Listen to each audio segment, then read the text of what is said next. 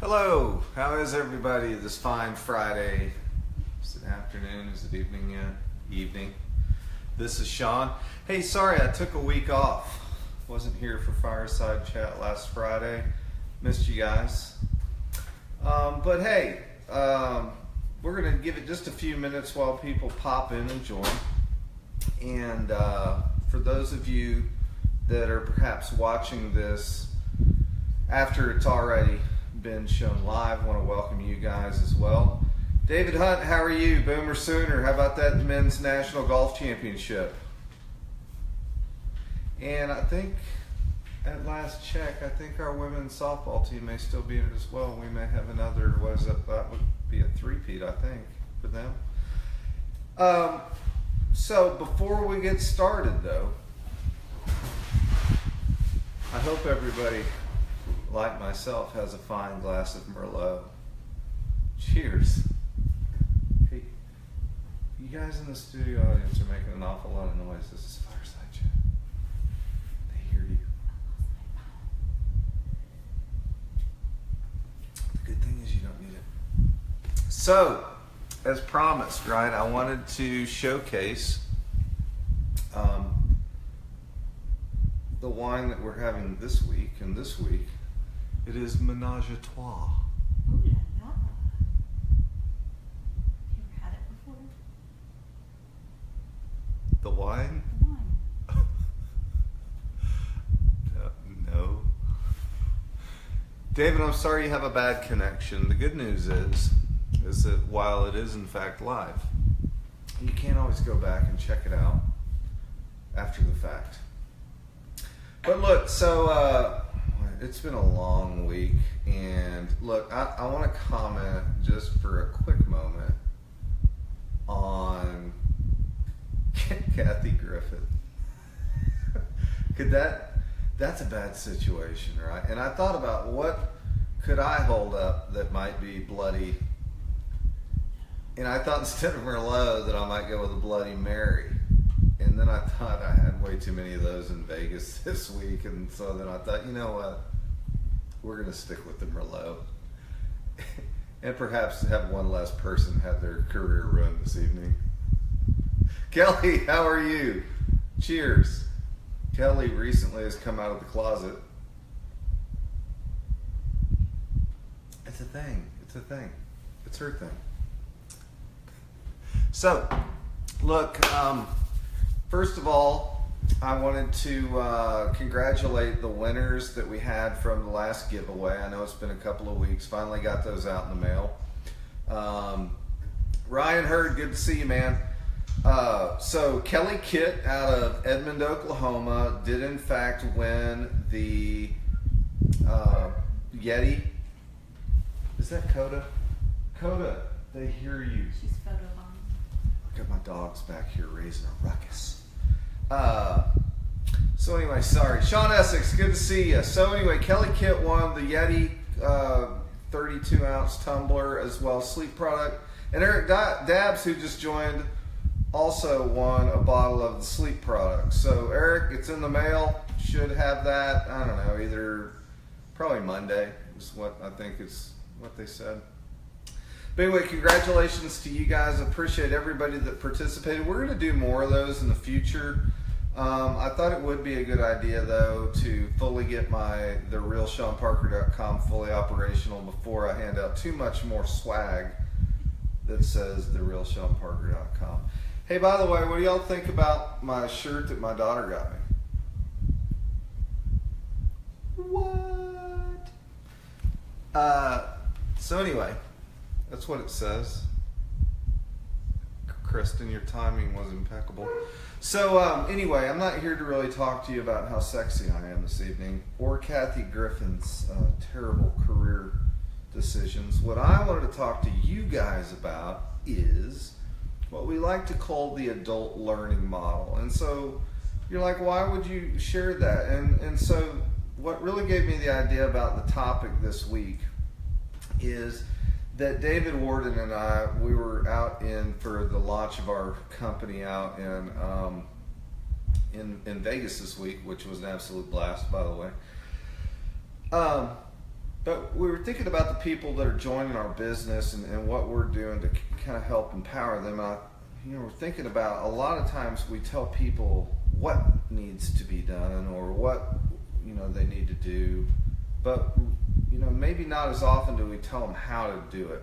And that got me thinking: is how do you teach people? And so that then reminded me of I don't know if a lot of you may or may not know this about me, but my undergrad is in education, and of course the majority of my professional career has been in human resources, which is largely based on training. And so there is something called the adult learning model, and that's because adults learn very differently than teenagers, who learn differently than adolescents, who learn differently than toddlers.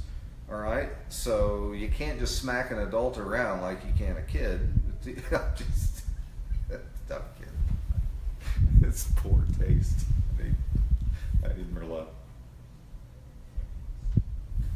You can smack an adult around, but they are more prone to smack you back. And it typically doesn't go well. And if you're in a professional environment, it often violates policy.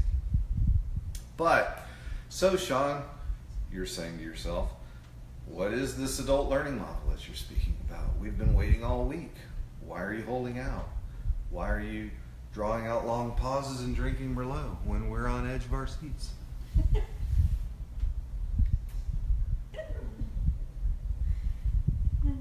Because I'm just being a sexy cheer dad. Bear with me. Greg, it's good to see you on, man. Thank you. So the adult learning model is this. It is tell me, show me, let me try, give me feedback, and let me try again. All right, everybody, I'm going to pretend like I can hear all of you. And I want you to say it together with me. Tell me, show me, let me try, give me feedback, and let me try again. So why is that powerful? Well, it's powerful because when you think about learning styles, everybody learns differently. There's 4 key learning styles. Well, hello, Heather Warden, our upline sponsor extraordinaire. Let's raise one up for Heather Warden, everybody. Everyone, join me virtually. Boop. You're coming in off screen. I hear you. Coda! I hear you. Guys, I'm sorry. I need to invest in a studio. I'm kind of big time. The real SeanParker.com. So 4 learning styles, right? And that's why this adult learning model is key, is because when you think about it, it appeals to each of them. So some people are visual learners, right? There's those people that like to, they go, hey, I got to read it, I got to see it, or, then there's people that are audible learners. They want to hear it, right? So, and that's not me, by the way. I'm much more visual. And then there's the, what? I'm sorry. I'm trying to focus. Then there is the, okay, so what were we saying? We got visual, we got auditory learners, then we've got the what's called a tactile learner, right? Those are people that like to work with their hands, or they got to touch it, feel it, kind of do it. So the written people that like to take notes, right? That's a little bit of both of those. That's somebody that they're seeing it and they're writing it. And sometimes if it's being orated, then they're getting the auditory as well. And what the hell? I'm forgetting the 4th one. What's the 4th one? Shame on me. I don't have my notes in front of me. But whatever. So those to me are the 3 prominent ones anyway that you're going to have in the adult learning model, and that's probably why the 4th is slipping my mind right now that I'm on the spot. But when you think about the adult learning model, it's tell me, right? So they're hearing it audibly. And then it's show me, so they're seeing it visually, right? Then it's letting them try, so that's the tactile, they're actually getting to do it. And then you're giving them feedback, and then you're letting them try again, so you're just kind of reinforcing what they've heard or what they've seen or what they've learned, right? So why is this so powerful? Well, first of all, it's just how the adult brain works, right? So there's that. But secondly, as we talked about, you're going to hit a broader audience. So particularly if you're dealing with a class of adults or if you're dealing with large groups, you're not having to hold multiple sessions and bring all those people with those different learning styles into different sessions. Hey Rachel, hey Raul, good to see you guys. Thank you for being on. But rather, you're reaching a broader group of learning styles in one model, right? So again, it's that adult learning model, which you're going to tell them what you're going to teach them. You're going to show them how to do whatever it is you want them to do. You're going to let them try to get on-hands practice. You're going to then give them feedback and kind of redirect them where they need improvement. And then you're going to let them try again. And then they're off and running. Then it's just about practice, right? Practice. Allen Iverson. So anyway, that's really all I have, right? We're going to keep it brief. I know, as always, it's Friday evening, and I hope that everybody, matter of fact, let's practice. Speaking of, everyone, I'm going to teach you how to pour a bottle of wine. I'm going to teach you how to pour a bottle of wine. And in fact, that's what I'm going to teach you. It's how to pour a bottle of wine. And as it happens, Kim's ready for a refill. So I'm going to teach you how to pour a bottle of wine. So I've told you. Now I'm going to show you. We're going to take a glass, take a bottle of wine, we're going to kind of turn it just a little bit, and we're going to pour until we're about, I'll call it 1/3 of the way there.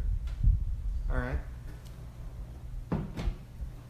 So I'm going to pretend that I can see each one of you. Now I'm going to let you try. Go ahead. Raw. Hold your glass up a little higher. Right? Holly, I said 1/3 of a glass. Better watch Rachel too. Rachel. In the glass, not the lips, Rachel. Okay. So now I'm giving feedback. You see? Now try again. Well done. That's so well done. Do you want this one, or do you want me to? Do you want to swap? No. Here. Okay. Kim's getting greedy. It's not. But that said, ladies and gentlemen, that's really all I had. So just think about that again. As you go out and you build your team and you develop them, instead of just telling them what to do, you can tell them how to do it. And when you are telling them how to do what you need them to do, please, I implore you, use the adult learning model. With that, everyone, cheers. We love you as always. Thank you for tuning in. It's always a pleasure to see you guys on here. And I'm pretty darn sure next week we're going to have us another giveaway. Everybody, have a great weekend.